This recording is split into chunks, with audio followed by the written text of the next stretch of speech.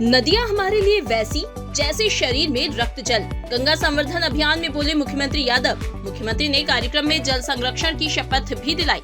मुख्यमंत्री जल गंगा संवर्धन अभियान के शुभारंभ में अमृत 2.0 में प्रोजेक्ट का भूमि पूजन करने पहुंचे थे।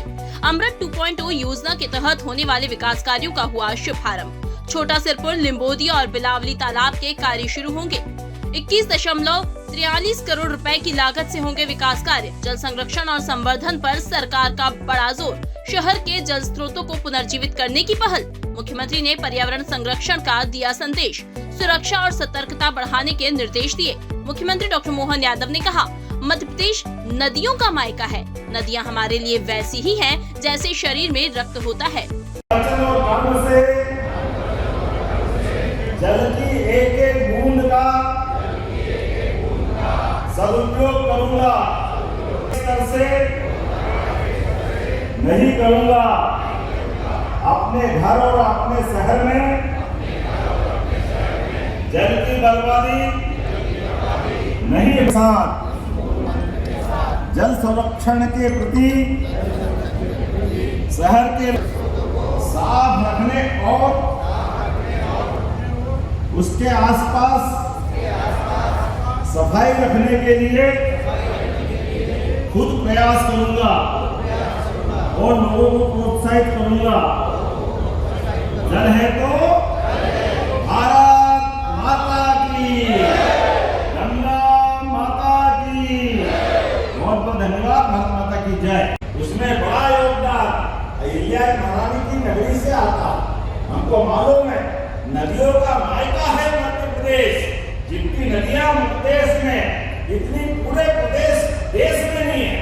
250 से ज्यादा नदियां मध्य प्रदेश से निकलती और संयोग ऐसा हमारा कोई हिमखंड नहीं है, बर्फ का कोई पहाड़ नहीं है, कोई ग्लेशियर नहीं है, लेकिन बड़ा अच्छा इस रचनाओं से हम जल की समृद्ध धारा से न केवल मध्य प्रदेश गंगा जी के माध्यम से प्रदेश तो आनंद में है ही, पूरा निवार मालवा और महाकौशल के साथ राजस्थान और गुजरात में भी आनंद की गंगा बह रही है।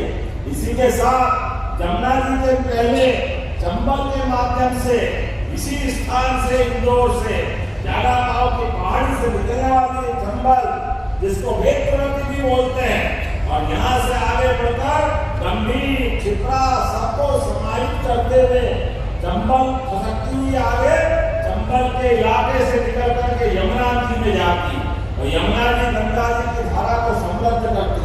हमारे लिए नदियां शरीर के नाते से अगर मानो तो मानव शरीर में जैसे वाहिनियां हमारे शरीर को जीवन देती है, ऐसी नदियां पृथ्वी माता की ध्वनियों की तरह काम करती।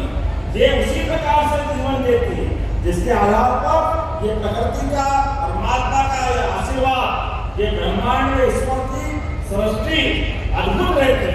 हमारे लिए आज के इस अवसर पर जो जड़ में है वो चेतन में है। इसलिए हमारे लिए तो आदिकाल से जल का महत्व बताने की जरूरत नहीं।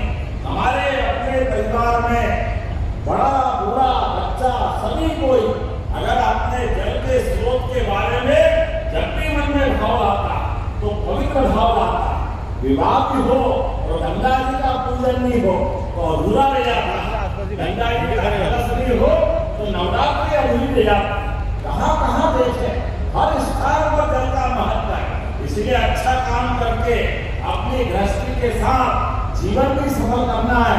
तो राजा महाराजा के काल के समय तब से कुएं, बावड़ी, तालाब अहिल्या महारानी ने और उज्जैन के सिंधिया महाराज ने, विक्रमादित्य ने, राजा भोज ने हर काल हर समय अपनी जल की महत्ता के बलबूते पर ये इसी प्रकार की शोभायात्रा दी है।